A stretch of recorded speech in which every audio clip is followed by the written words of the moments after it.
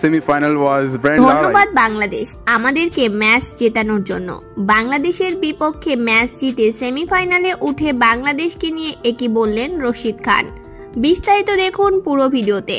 দর্শক, বাংলাদেশকে সেমিতে যেতে হলে আফগানিস্তানের দেয়া 116 রানের লক্ষ্য 12.1 ওভারের মধ্যেই তাড়া করতে হতো।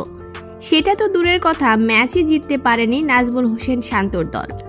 বৃষ্টি আইনে 8 রানের জয়ে প্রথমবারের মতো সেমিফাইনাল নিশ্চিত করল আফগানিস্তান। তাতে সুপার 8 থেকে বিদায় নিল বাংলাদেশ ও অস্ট্রেলিয়া। মঙ্গলবার কিংস্টনে টসে জিতে আগে ব্যাট করতে নেমে নির্ধারিত 20 ওভারে 5 উইকেট হারিয়ে 115 রান তুলে আফগানিস্তান। ম্যাচের মাঝে বৃষ্টি হানা দিলে ডিএলএসে বাংলাদেশের জন্য লক্ষ্য দাঁড়ায় 19 ওভারে 114 রানের। জবাবে খেলতে নেমে 17 ওভার 5 বলে 105 রানে অল আউট হয় বাংলাদেশ।